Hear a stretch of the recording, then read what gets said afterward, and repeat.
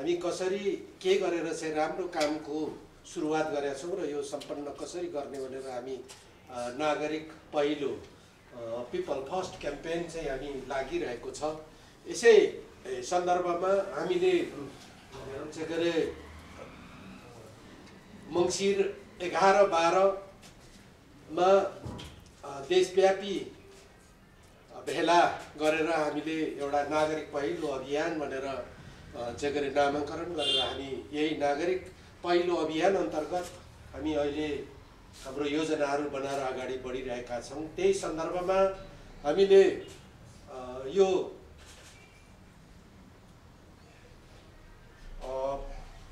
फागुन 17 र 18 गते यो नागरिक पहिलो अभियान केन्द्रीय कार्यदलको विस्तारित बैठकबाट हामीले यो हिजो 5 समस्या 5 समाधान र एक अभियान भन्ने हामीले कार्यक्रम यो चैतभरिले हामीले सञ्चालन गर्यौं र अब नागरिक दाबी पत्र सहित हामी आउने कार्तिक महिनासम्म हाम्रो अभियानलाई हाम्रो योजनाहरूलाई अगाडि बढाउने को लागि हाम्रो विस्तारित बैठक 17-18 नारायणगढ को बैठकबाट चाहिँ तय गरिएको छ। 20 बुँदे नागरिक दाबी पत्र त्यही कुरोलाई सार्वजनिक गर्नको लागि आज हामीले प्रेस मिट चाहिँ तपाईँको कार्यक्रम राखेको अथवा हामीले सार्वजनिक गर्ने हाम्रो ध्येयका साथमा हाम्रो उद्देश्यका साथमा हामी लागिरहेका छौँ। यसमा जे जति पत्रकार साथीहरू आउनु भएको छ उहाँहरूलाई नागरिक अभियानको तर्फबाट तपाईँहरूलाई हार्दिक स्वागत गर्दछौँ। यो देश यस्तै छ कि पहिला पनि सुरुमा साथ सहयोग पाउने अलिक कमै मात्रै हुन्थ्यो। हरेक खालको आन्दोलन हरेक खालको चाहिँ अभियानहरू र अहिले जो जति तपाईँहरू उपस्थित हुनुभएको छ तपाईँहरूलाई हामी तपाईँहरूप्रति हाम्रो हार्दिक आभार व्यक्त गर्दै हाम्रो यो नागरिक दाबी पत्रलाई सार्वजनिक गर्ने आज हाम्रो यो कार्यक्रममा हामी यहाँ अभियन्ताहरू उपस्थित छौँ र सबै अभियन्ताहरूले आफ्नो यथास्थानमा चाहिँ आसन ग्रहणको लागि मैले अनुरोध गरेँ र यसपछि हामी नागरिक दाबी पत्र भनेर हामीले थालेका छौँ। किन नागरिक दाबी पत्र? अहिलेसम्म नागरिक दाबी पत्र भन्ने चाहिँ हामीले सुनेका थिएनौँ। खाली नागरिकहरूले माग गर्ने त त्यो चाहिँ कहाँ हुँदो रहेछ भने यदि नागरिकहरू रैती जनता भोटर मात्रै भइन्जेलसम्म चाहिँ नागरिकहरूले अथवा विभिन्न पार्टी सङ्घ संस्थाहरूले माग राख्ने गर्दो रहेछ। तर हामी नागरिक पहिलो अभियानले नागरिक बनेको पहिलो भइसकेपछि नागरिकहरूले माग गर्ने होइन दाबी गर्ने हो। यो राज्य सत्ताले चाहिँ गरेर तपाईँको तय गर्नु पर्यो अथवा राज्य सत्ताले यो व्यवस्था चाहिँ गरेर मिलाउनु पर्यो। यो किसिमको चाहिँ गरेर तपाईँको शासकीय स्वरूप अथवा शासकीय व्यवस्थाबाट जुन खालको नागरिकहरू नागरिक भएका छैनन् देशमा चाहिँ गरेर तपाईँको दलतन्त्र नेतातन्त्र परिवारतन्त्र यी अनेक खालको कुरोहरू अन्त्य गर्नको लागि नागरिकलाई नागरिक बनाइकन नागरिकलाई पहिलो नम्बरमा नागरिकलाई पहिला नागरिकको हरेक चाहना र आवश्यकताहरू पुरा गरेपछि मात्र चाहिँ तपाईँको यो देशको एउटा साँच्चीकै समृद्ध हुने र लोकतन्त्रको एउटा अभ्यास आम नागरिकलाई हुनेछ भन्ने खालको चाहिँ हाम्रो सोचाइका साथमा आज हामीले यो कार्यक्रम यो सार्वजनिक गर्ने कार्यक्रम राखेका छौँ। यसमा चाहिँ हाम्रो विज्ञप्ति र हाम्रो दाबी पत्रलाई वाचन गरेर हाम्रो पत्रकारहरू सामु राखिदिनुको लागि मैले हाम्रो अभियानकै साथी देवराज भारद्वाजज्यूलाई मैले अनुरोध गरेँ। हाम्रो यो विज्ञप्ति र यसको अलिकति पृष्ठभूमिको बारेमा दाइले जानकारी गराइसक्नु भएको छ। उपस्थित अभियन्ता साथीहरू र पत्रकार मित्रहरू यो सरसर्ती म पहिलो प्रेस विज्ञप्ति पढेर सुनाउँछु अनि त्यस पछाडि हाम्रो 20 बुँदेलाई फेरि प्रस्तुत गर्नेछु। प्रेस विज्ञप्ति। आदरणीय पत्रकार साथीहरू, मुलुक आज राजनीतिक आर्थिक र सामाजिक सङ्कटमा छ नै। त्यसभन्दा बढी दल राज्यधारा नागरिकको घोर अपेक्षा र अपमानले ग्रस्त छ। सम्पूर्ण नागरिकको स्वाभिमान र समृद्धिलाई केन्द्रमा नराखिकन मुलुकको राजनीतिक र आर्थिक समाधान पहिल्याउन पनि सक्दैन थियो र सकेन। सर्वविदितै छ, नागरिक सर्वोच्चताको यही मूल मन्त्रलाई केन्द्रमा राखेर आजभन्दा 6 महिना अगाडि गत मङ्सिर 11 र 12 गतेका दिन मुलुकभरिबाट प्रतिनिधित्व हुने गरी काठमाडौँमा सम्पन्न भएको एउटा बृहत भेलाद्वारा नागरिक पहिलो अभियानको घोषणा गरिएको थियो र उक्त काठमाडौँ घोषणा भेलाले 51 सदस्यीय केन्द्रीय कार्यदल गठन गरेको थियो। विद्यमान समयमा मुलुकमा पुराना राजनीतिक दलहरू नागरिकका अपेक्षा र समस्याहरूको समाधान गर्न पूर्ण रूपमा असफल सिद्ध भइसकेका छन् र पुराना दलहरूलाई आलोचना गरेर जन्मिँदै गरेका नयाँ दलहरू पनि यो वा त्यो बहानामा उनै असफल दलहरूसँग एकान्त मन्त्री पदको मोलमोलाई गरेर अपेक्षाकृत निकै छोटो समयमा नै आफ्ना सक्कली अनुहार देखाउन सुरु गरिसकेका छन्। यस्तो अवस्थामा एकातिर आफूलाई कथित लोकतान्त्रिक शक्ति दाबी गर्ने शक्तिहरूको राजनीतिक पतन भइरहेको छ भने अर्कोतिर यही बहानामा दक्षिणपन्थी शक्तिहरू धमिलो पानीमा माछा मार्ने उद्यत छन्।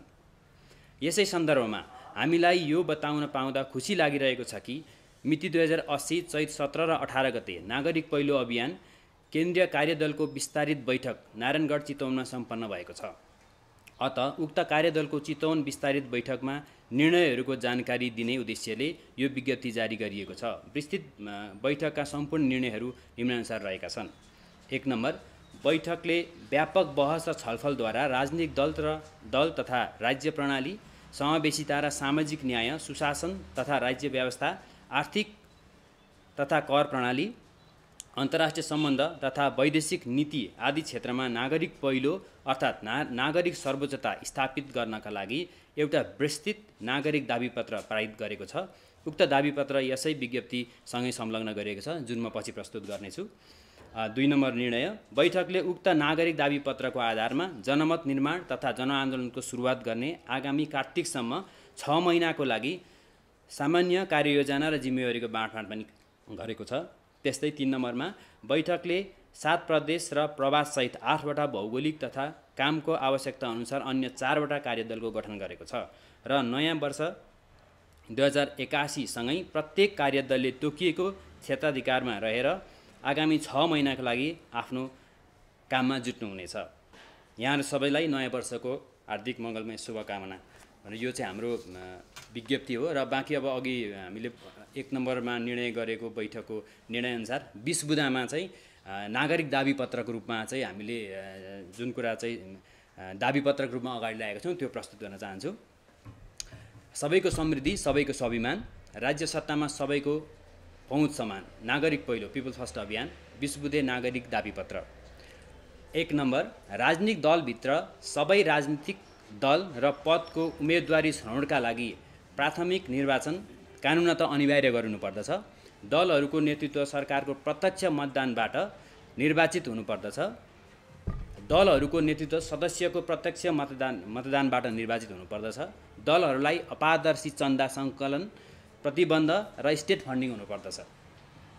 दलको कोष दर्तावाल क वर्गको चार्टर एकाउन्टेन्ट र महालेखा परीक्षकले दोहोरो परीक्षण गर्नुपर्दछ। कोषमा हुने हिनामिना राज्य कोषको हिनामिना सरह दण्डनीय हुनुपर्दछ। दल विभाजन सम्बन्धी ऐन अध्यादेशबाट संशोधन गर्नु हुँदैन। निर्वाचन पूर्वको गठबन्धन गरेका दलहरूले निर्वाचन पश्चातको गठबन्धन गर्न नपाउने, एक दलको सदस्य अर्को दलको चिन्हबाट उम्मेदवार हुन नपाउने व्यवस्था हुनुपर्दछ।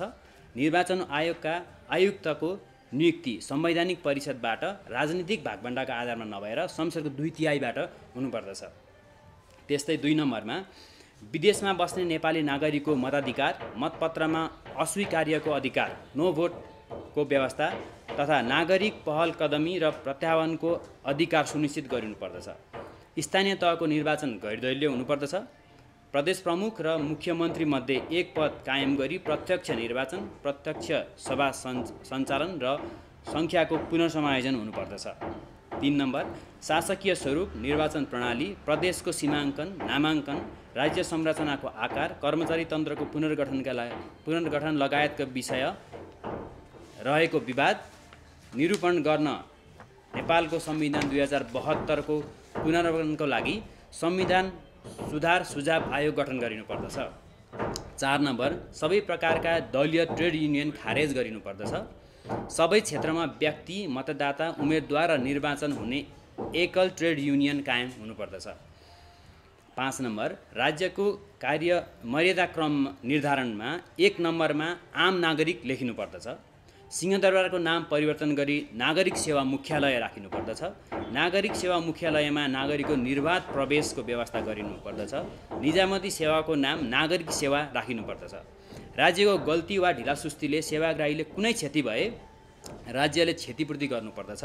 कानुनत प्रमाणको भर परेर पनि राज्य संरचनाको कारणले ढिलासुस्ती भएमा काम स्वतः अनुमोदित र वैधानिक अटो अप्रुभल एन्ड भ्यालिडिटी हुने विद्युतीय व्यवस्था गरिनुपर्दछ। 6 नम्बर सानो आकारको चुस्त र प्रभावकारी सरकारको अवधारणा अनुरूप वार्षिक बजेटको अनुपात 40% चालु, 10% वित्तीय र 50% पुँजीगत खर्च कायम हुने गरी राज्य संरचना, सङ्गठन र अङ्ग र निकायको पुनरावलोकन गरिनुपर्दछ। 7 नम्बर विद्यमान 77 जिल्ला संरचना खारेज गरिनुपर्दछ। जिल्ला तहको कार्यकारी अधिकार पालिका र समन्वयकारी अधिकार प्रवेशलाई हस्तान्तरण गरिनुपर्दछ। 8 नम्बर वित्तीय सङ्घीयताको अवधारणा अनुरूप कर स्रोत बाँडफाँड र एकीकृत कर राजस्व प्रणाली कायम गरिनुपर्दछ। सबै प्रकारका दोहोरो र चर्को कर अन्त्य गरिनुपर्दछ। स्थानीय विकास स्थानीय तह, सामाजिक तथा मानवीय विकास प्रदेश तह, अर्थ, मौद्रिक, सुरक्षा, परराष्ट्र र ठुला पूर्वाधार सङ्घीय तहमा हुने गरी कार्यक्षेत्रको स्पष्ट वर्गीकरण गरिनुपर्दछ। सङ्घीय तथा प्रादेशिक संसद विकास कोष खारेज हुनुपर्दछ। त्यस्तै 9 नम्बरमा राष्ट्रिय योजना आयोग र पञ्चवर्षीय योजना प्रणाली खारेज गर्नुपर्दछ। सङ्घीय तथा प्रादेशिक सबै तहमा नीति आयोग बनाइनुपर्दछ। यिनलाई नीतिगत पुनरावलोकन, सुझाव र औपचारिक थिङ्क ट्याङ्कको कार्य दायित्व दिइनुपर्दछ। 10 नम्बर सरकारी कार्यालयको वरिपरि हुने लेखापढी र बिचौलिया सेवा अन्त्य गरिनुपर्दछ। सबै कार्यालयमा नागरिक सहयोग कक्ष हेल्प डेस्क हुनुपर्दछ। एक नागरिक एप मार्फत सबै प्रशासनिक सेवा उपलब्ध हुने गरी ब्लक चेन प्रणाली आधारित आम डिजिटलीकरण मास डिजिटलाइजेसन गरिनुपर्दछ। आम डिजिटल साक्षरता कार्यक्रम सञ्चालन गरिनुपर्दछ। 11 नम्बर अख्तियार दुरुपयोग अनुसन्धान आयोगलाई जनलोकपाल पब्लिक अम्बुड्सम्यानमा रूपान्तरण गरिनुपर्दछ। जनलोकपालका आयुक्तको नियुक्त राष्ट्रिय जीवनमा महत्त्वपूर्ण योगदान गरेका र नैतिक छवि बनाएका सार्वजनिक व्यक्तित्वबाट संसदको 2/3ले गर्नुपर्दछ। नागरिक सेवाभित्र भिन्नै जनलोकपाल सेवा समूह गठन गरिनुपर्दछ। 12 नम्बर राज्यका विभिन्न पदमा बहालवाला र सेवानिवृत्त सबैको सम्पत्ति छानबिन गर्न एक विशेष उच्चस्तरीय नागरिक आयोग गठन गरिनुपर्छ। आयोगको प्रतिवेदनको आधारमा स्रोत नखुलेको अवैध र अकुत धन जफत र कारबाही गरिनुपर्दछ। 13 नम्बर लोकसेवा आयोग लगायत सार्वजनिक तथा राजकीय नियुक्ति हुन सबै प्रकारका परीक्षा अङ्ग्रेजी, नेपाली र मान्यता प्राप्त प्रादेशिक भाषामा प्रश्नपत्र तयार गर्ने र भाषा परीक्षार्थीले छनौट गर्न पाउने व्यवस्था गरिनुपर्दछ। शिक्षा र कार्यालयीय प्रचलनमा त्रिभाषिक नीति लागू गरिनुपर्दछ। 14 नम्बर सार्वजनिक विद्यालय, महाविद्यालय, शिक्षण अस्पताल तथा अस्पतालको गुणस्तर सुधार विशेष योजना लागू गरिनुपर्दछ। निजी र सार्वजनिक विद्यालय बीचको गुणस्तर, शैक्षिक भाषा र पाठ्यक्रम तथा पाठ्यपुस्तक विभेद अन्त्य गरी एक रूपता कायम गरिनुपर्दछ। वार्षिक बजेटको कम्तीमा 20% शिक्षा र कम्तीमा 10% स्वास्थ्य क्षेत्रमा खर्च गरिनुपर्दछ। विश्वविद्यालयमा दलीयकरणको अन्त्यसँगै एकद्वार समकक्षता निर्धारण प्रणाली अवलम्बन गरिनुपर्दछ। आकस्मिक रोग, ठुला रोग र दुर्घटनाजन्य उपचारमा प्रभावकारी स्वास्थ्य बिमा नीति तथा पश्चवर्ती भुक्तानी प्रणाली पोस्ट पेमेन्ट सिस्टम लागू गरिनुपर्दछ। बिरामी तथा आफन्तजनसँग जम्मा गर्ने पैसा नभएको कारणले उपचार रोक्न नपाइने, उपचार पछिको बिल बिमा निजको सम्पत्तिको अवस्था हेरी भुक्तानी गराउने र नपुग रकम राज्यले अनुदान दिने नीति लागू गर्नुपर्दछ। 15 नम्बर महिला, दलित, अल्पसङ्ख्यक लगायत सबै प्रकारका सीमान्तकृत समुदायमाथि हुने विभेद, अपमान र हिंसालाई अन्त्य गर्ने विशेष कानुन र संयन्त्र बनाउनु पर्दछ। दलित समुदायको आर्थिक तथा सामाजिक विकासका लागि वित्तीय सहजता, उद्यमशीलता विकास र शैक्षिक उपलब्धि हुने गरी एक भिन्नै कार्यक्रम प्याकेज तयार गरिनुपर्दछ। पुस्तौँदेखि भूमिहीन, दलित, कमैया र हलियाहरूलाई एकपटक निश्चित क्षेत्रफलको जमिन निशुल्क वितरण गरिनुपर्दछ। महिला, दलित, मुस्लिम र अल्पसङ्ख्यक समुदायलाई जनसङ्ख्या अनुपातका आधारमा राज्यका सबै अङ्ग र निकायमा आरक्षण दिनु पर्दछ। 16 नम्बर, सबै प्रकारका राजनीतिक विद्रोह, आन्दोलन, क्रान्ति, सशस्त्र तथा निशस्त्र सङ्घर्ष र सार्वजनिक प्रदर्शन लगायतको घटनाक्रममा भएका घाइते, बेपत्ता, शहीद परिवार, लामो कारावास जीवन, निर्वासन जीवन बिताएकाहरूको अभिलेख तयार गरी यथोचित उपचार, क्षतिपूर्ति र पीडित राहतको व्यवस्था गरिनुपर्दछ। ढिलो गरी न्याय दिनु न्याय नदिनु हो भन्ने सिद्धान्त र स्वयं पीडकले पीडितलाई न्याय दिँदैन भन्ने मान्यता अनुरूप 2 वर्षभित्र सङ्क्रमणकालीन न्याय सम्बन्धी काम पुरा नभए द्वन्द्वरत पक्षका सबै मूल नेता पङ्क्तिले राजकीय पदमा प्रत्याशी हुन नपाउने कानुनी व्यवस्था गरिनुपर्दछ। 17 नम्बर, देशको प्रारम्भिक लोकतन्त्र वर्ष 1951लाई आधार मानेर 100 वर्षभित्र सन् 2051 सम्म बाँकी 27 वर्षभित्र उच्च आय वर्गको देश बन्ने गरी आर्थिक विकास लक्ष्य निर्धारण, योजना र दूरदृष्टि बनाई कार्यान्वयन गरिनुपर्दछ। 18 नम्बर, सार्वजनिक आवास प्राधिकरण पब्लिक हाउजिङ अथोरिटी गठन गरी सबै नागरिकलाई न्यूनतम आधारभूत आवास सुविधा सुनिश्चित गर्नुपर्दछ। लामो समयदेखि बस्ती बसेका, ढाल फाँड र खेती भएका र सहरीकरण भएका राष्ट्रिय वन क्षेत्र तथा सार्वजनिक जमिनको भोगचलनका आधारमा स्वामित्व दिइनुपर्दछ। जटिल भौगोलिक अवस्था रहेका जोखिमपूर्ण र समस्याग्रस्त परम्परागत बस्ती स्थानान्तरण गरिनुपर्दछ। धार्मिक तथा सांस्कृतिक सम्पदा स्थल, एक स्थानमा बाहेकका खेतीपाती योग्य गुठी जग्गा रैकर गरी किसानलाई पूर्ण स्वामित्व दिइनुपर्दछ। निकुञ्ज आरक्षण तथा राष्ट्रिय वनका मध्यवर्ती क्षेत्र नजिकका गाउँ बस्तीमा जङ्गली जनावरले गर्ने नालीबाली र धनजनको क्षतिको क्षतिपूरण प्रभावकारी हुनुपर्दछ। सबै प्रकारका राष्ट्रिय स्रोत साधनलाई लागत केन्द्रबाट आय केन्द्रमा रूपान्तरण गरिनुपर्दछ। 19 नम्बर, असारे विकास लगायतका विकृत अन्त्य गर्न वैशाख चैतको आर्थिक वर्ष कायम गरिनुपर्दछ। सबै आर्थिक क्रियाकलाप वैध र औपचारिक अर्थतन्त्रमा समेटिने प्रबन्ध अभिलेखीकरण गर्नुपर्दछ। चौथो पुस्ताको औद्योगिकरण तथा उदारीकरण आवश्यकता अनुरूप नीतिगत तथा संरचनागत सुधार गरिनुपर्दछ। युवा उद्यमशीलता, नवप्रवर्तन र स्टार्टअपका लागि अनुदान र सस्तो ब्याजको दीर्घकालीन ऋण सुनिश्चित गरिनुपर्दछ। भारतसँगको लामो समयदेखिको स्थिर मुद्रा विनिमयको दरको प्रभाव विश्लेषण र पुनरावलोकनका लागि विशेष अध्ययन गरिनुपर्दछ। बैङ्क, वित्तीय संस्था, लघु वित्त र सहकारी संस्था लगायत ऋण लेनदेन हुने सबै क्षेत्रमा सहज कर्जा तथा ब्याज दर नीति लागू गरिनुपर्दछ। लघु वित्त पीडित, सहकारी ठगी तथा मिटर ब्याज पीडितलाई न्याय दिइनुपर्दछ। वास्तविक कारोबारका आधारमा कर तथा राजस्व प्रणाली स्थापित गरिनुपर्दछ। कर निर्धारणमा हुने सबै प्रकारका तजविजी अधिकार खारेज गरी वास्तविकता आधारित र वैज्ञानिक बनाइनुपर्दछ। कम्पनी दर्ता, नवीकरण र खारेजीलाई सहज र लचिलो बनाइनुपर्दछ। नयाँ दर्ता भएको कम्पनीलाई 3 वर्षसम्म सबै प्रकारका कर भारबाट मुक्ति गरी उद्यमशीलतालाई प्रवर्धन गरिनुपर्दछ। असफल कम्पनीको सहज लिक्विडेसनको व्यवस्था गरी नागरिकलाई व्यवहारबाट व्यावसायिक अभ्यास र उद्यमशीलता सिक्ने अवसर दिइनुपर्दछ। 20 नम्बर, समकालीन विश्व शक्ति सन्तुलन, राष्ट्रिय हित अनुरूप सार्थक संलग्नताको विशेष नीति अवलम्बन गरिनुपर्दछ। राजनीतिक आस्था र पूर्वाग्रहका आधारमा कुनै मित्र राष्ट्र विरुद्ध भ्रामक नाराबाजी गरिनु हुँदैन। एक देश विरुद्ध अर्को देशको कार्ड खेलिनु हुँदैन। कसैसँग नझुक्ने कसैलाई नबुक्ने नीति लिनुपर्दछ। कूटनीतिक लोकतन्त्र, विश्व मानवता, विश्व शान्ति, दिगो मैत्री तथा परस्पर सहयोग, विश्व मञ्चहरूमा सम्मानजनक उपस्थिति र भूमिका, विकास प्रविधि र प्रगतिको साझेदारतर्फ लक्षित हुनुपर्दछ।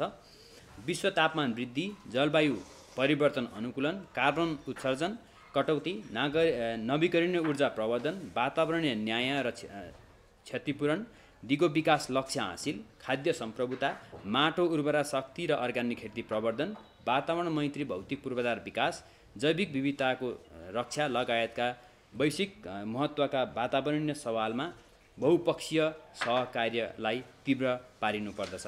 धन्यवाद। यो 20वटा बुँदा हामीले चाहिँ चितवन भेलाबाट चाहिँ निर्णय गरेको यो 20वटा बुँदा हो र बाँकी यहाँहरूको केही प्रश्न छ भने चाहिँ राख्न सक्नुहुन्छ।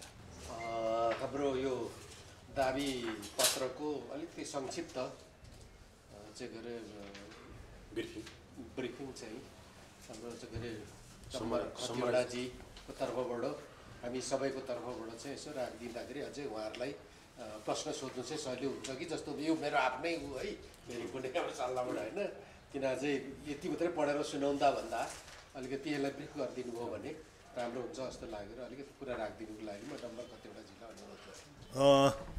धन्यवाद मित्रहरू।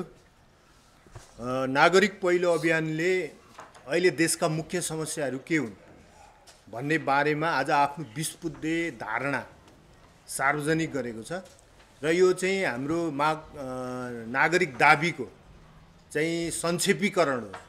यसको विस्तृत रूप चाहिँ हामी अझै यसलाई अलि इलाबोरेट गरेर एउटा पुस्तिकाको रूपमा प्रकाशित गर्नेछौँ र अहिले तत्काल हामीले देखेका देशका समस्या भनेको नागरिकका समस्याहरू र यी विभिन्न क्षेत्रका समस्याहरू, यो राजनीतिक क्षेत्रका समस्या, प्रशासनिक क्षेत्रका समस्या, आर्थिक क्षेत्रका समस्या हैन, त्यसै गरी हाम्रो सामाजिक न्याय प्रणालीमा भएका समस्या, सङ्घीयता र शासकीय प्रबन्धनसँग जोडिएका प्रश्न र अन्तर्राष्ट्रिय सम्बन्धसँग जोडिएका प्रश्न, आर्थिक नीतिहरू र कर प्रणालीसँग जोडिएका प्रश्न, ब्याङ्किङ वित्तसँग जोडिएका प्रश्न, यावत विषयमा आज नागरिकहरू कुन प्रकारका पीडा भोगिरहेका छन् र त्यो पीडाबाट यो राष्ट्रलाई, यो जनतालाई कसरी मुक्ति दिन सकिन्छ भन्ने बारेमा चाहिँ हामीले 20 बुँदामा यी कुराहरूलाई राखेका छौँ र 20 बुँदाको केही हाइलाइट्सहरू यहाँहरूलाई भन्ने हो भने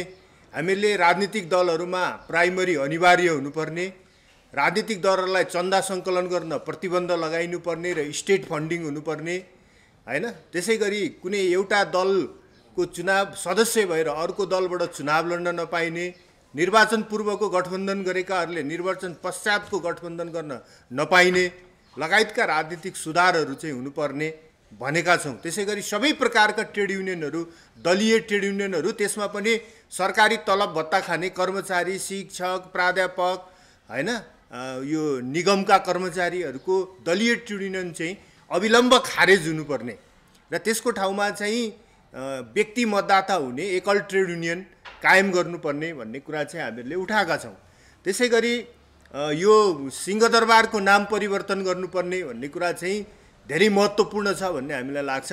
अब यो लोकतान्त्रिक राज्यमा चाहिँ जनतालाई तर्साउने खालका नामहरू राख्ने र चाहिँ त्यहाँ प्रवेश पनि गर्न नदिने कुरा चाहिँ अबको लोकतान्त्रिक राज्यमा, आधुनिक लोकतान्त्रिक राज्यमा हुन सक्दैन, हुनु हुँदैन भन्ने सवाल पनि हामीले उठाएका छौँ र यी यावत सवालहरू बिस्तारै जनताको बिचमा मिडियामा गएर छलफल हुनेछन् भन्ने हामीले ठानेका छौँ र जनलोकपालको अर्को महत्त्वपूर्ण प्रश्न छ। अहिलेको अख्तियारले काम गर्दैन र यस्ता प्रकारका अख्तियार आयुक्तहरू, प्रमुख आयुक्तहरू जो लामो समयसम्म भ्रष्टाचार गर्ने ठाउँमा हुन्छन् र रिटायर भएर चाहिँ आफै भ्रष्टाचार रोक्ने भन्ने ठाउँमा जान्छन् र आफ्नै भ्रष्टाचार ढाकछोप गर्छन्।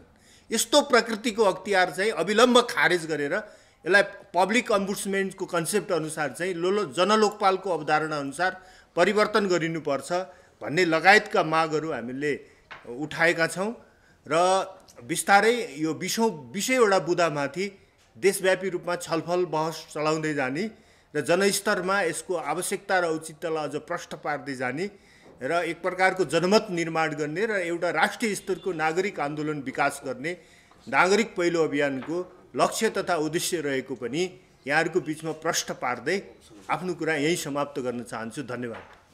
तपाईँले सिंहदरबारको नाम परिवर्तन गर्ने भन्नुभयो, कस्तो किसिमको नाम सोच्नु भएको छ? सिंहदरबारको नाम नागरिक सेवा मुख्यालय राखिनुपर्छ भन्ने हाम्रो माग हो। अनि एउटा पार्टीको मान्छे अर्को पार्टीबाट चुनाव नलड्न पाउनु व्यवस्था गर्नुपर्छ भन्नुभएको छ।